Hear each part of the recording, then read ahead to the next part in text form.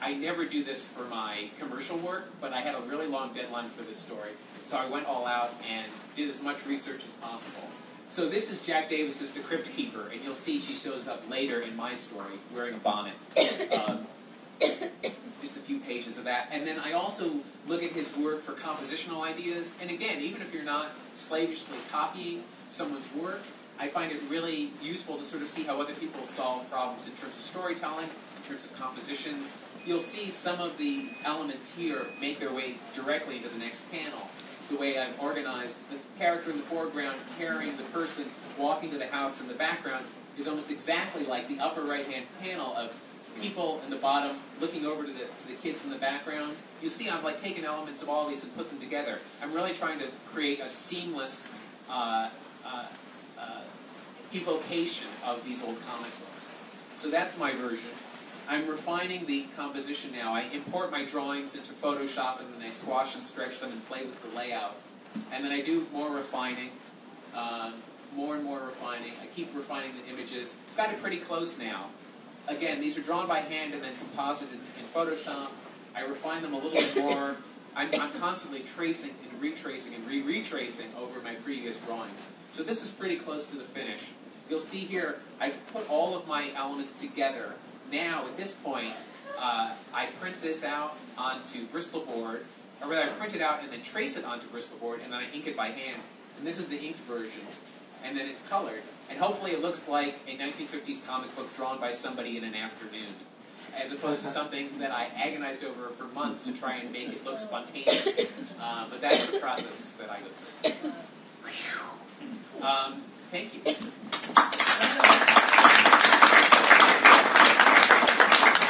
Well, Bob, I at least want to say that there's a lot of good artists being able to mimic someone's styles like you can. That's a gift in itself. Thank you.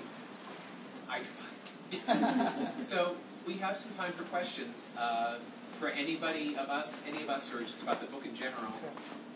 Yes, I think there's a microphone coming along, so we'll get you a microphone. So I see a hat over there, so the hat gets the microphone.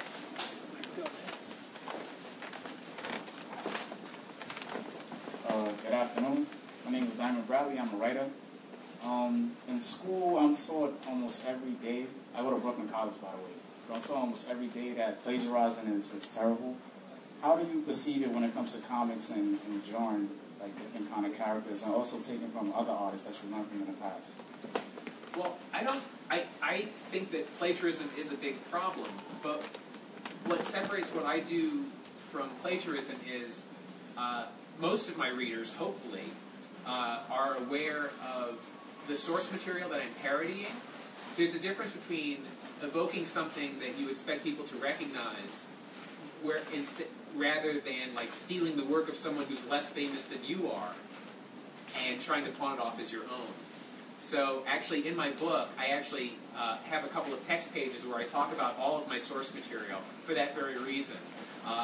Because I want people to understand that I choose these things for a reason. I want people to get the connections that I'm trying to make, and I also I want to be upfront about it. But there's also, everyone is influenced by other artists, and it's a fine line sometimes. What I'll often do when I work for magazines and they get squeamish about something, sometimes I'll say, I'll credit myself as my name after Norman Rockwell or whoever I might be parodying. So if I'm making a reference to someone and I'm worried that people might not get it, I always make sure to credit that person. Although most people know who Norman Rockwell is. But in any case, it's useful to sort of like be upfront about it. And if you do it in that way and people understand that it's an homage, it's different. But certainly there are people that are just thieves and don't acknowledge the people that they get their work from. So it's a fine line, and it could be another hour-long conversation. But I think in the culture we live in, people are used to inspiration coming from all sorts of places, and I think you have to find a way to be able to accept that, because if you shut yourself off from that, it'll hurt yourself as an artist or a writer. I had to definitely say that I do consider myself a creative thief. So unlike him, most of my work, looking at guys like these guys, and I'm always trying to be inspired. And if I was more creative, I could be more original. But yeah, I'm a creative thief, no question. Anyone else?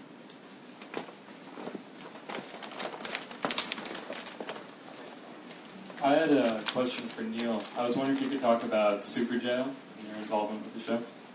Yeah, I did character layout on the show. So I did all the keyframe artwork. There was me and 3 other guys, and so we did a lot of creating characters for the show. Not the main characters. I came on after the pilot had been approved, so I did, I think, 11 episodes, 12 episodes. And so for that, we were drawing everything in Flash using these Cintiq tablets, which are these kind of like a Wacom tablet, except it's the actual screen you're drawing on. And so at that point, storyboards had already been done, and the backgrounds had been done. So I'm given just background in a storyboard, and I have to take these sort of stick figures, or they may be a little bit more refined and show more of what they want, and then take that and actually transpose those and make those into real characters and real things. So that's a lot of what I did. I think we did 12-minute episodes, so I think we did about 3.5, 4 minutes each person an episode, and we worked on a single minute long segment. So, for instance, one thing you can see is if you've ever seen the baby episode where they all turn into babies and start killing each other. So I did the entire baby fight.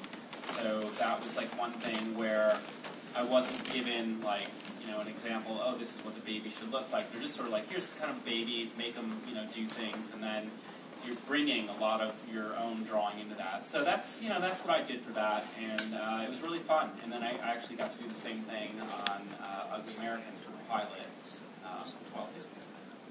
Did I answer the question? Or? Yeah, okay. yeah. Is the series definitely over? No, they're doing a second season right now. Yeah. Hi.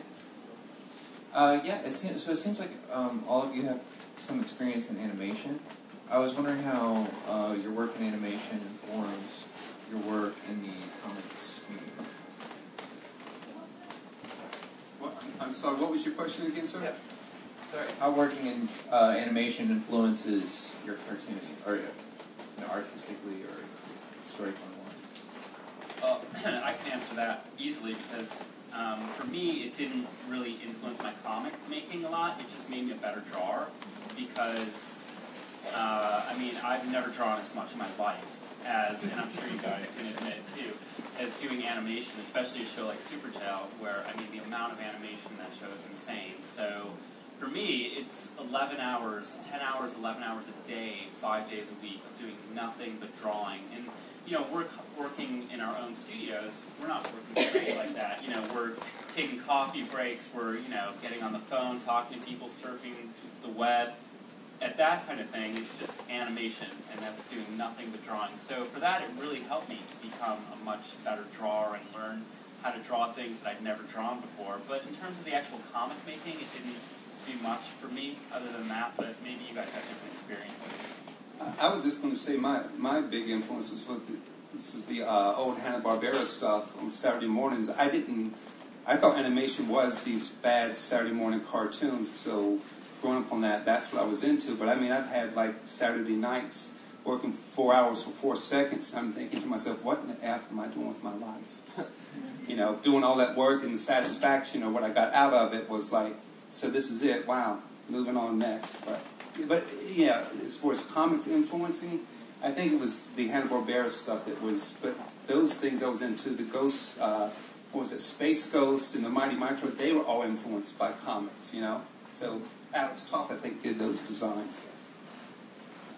Yeah, there's a lot of crossover between comics artists and animation. Animation pays better. I would agree with Neil, though. It's a really intense experience working in animation, and the amount of drawing.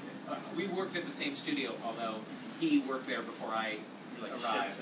Yeah, we were ships in the night. But I know working there, it's really fun, and I'm still enjoying it, but it's really intense. And in terms of the storytelling, it's kind of entirely different, which sort of surprised me. There's so many parallels, but I remember when Alex Toth was doing storyboards for Hanna-Barbera. He'd come out of comics, and he would love playing with crazy angles and doing all of this research, and Hanna-Barbera really kind of streamlined things to like get it through the assembly line.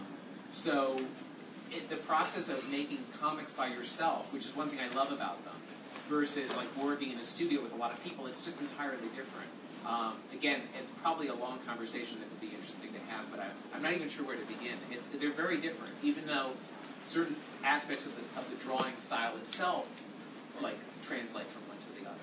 But I like them both. I don't always like working alone, so it's fun to sort of be in that environment. Just pointing up again with our Sikoryak was saying, doing our books, we found we did an animation book, and we did a comic art book, and even like a rock poster book. We're finding that, like with comic art, a lot of those people go into animation. It's almost like you're going from stills to motion, right? With us as designers, like Judith and I thought of like doing film credits for movies and motion. It's almost like you cross over and you think about going from a still thing into a motion thing. It's like graduation involvement or something. But I love the control of comics. I love the control that the reader has in terms of comics, and I love the control as the creator in terms of comics. In the immediacy. Yes. That's the other thing. What the reader has to bring to it, and what you can put into it, in a way, is so much more powerful than animation. And I really love working with motion, but the experience of the viewer or the reader is so different, and I think that's something really special. I think a lot of people see comics as a springboard to animation, and I don't think that it's that clear. I think there's more going on there. And again, it's a big subject, big topic. Anyone else?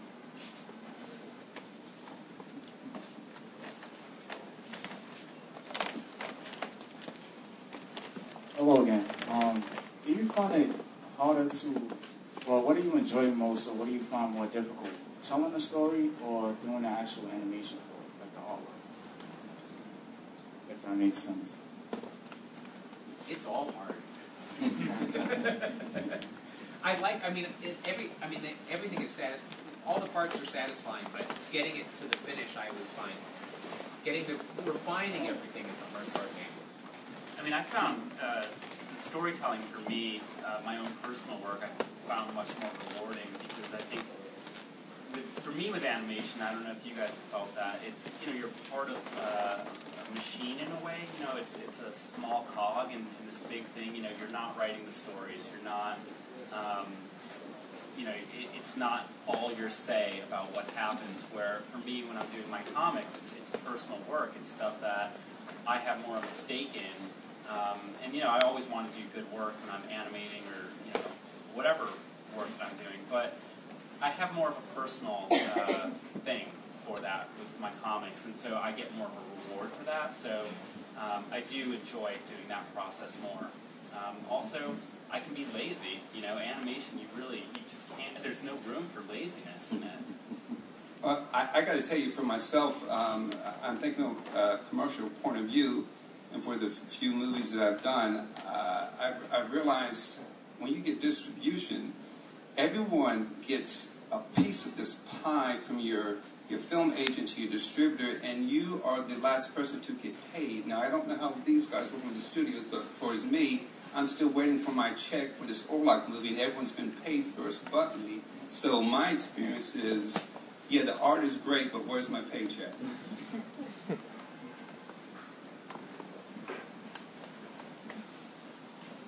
What made you fall in love with comics?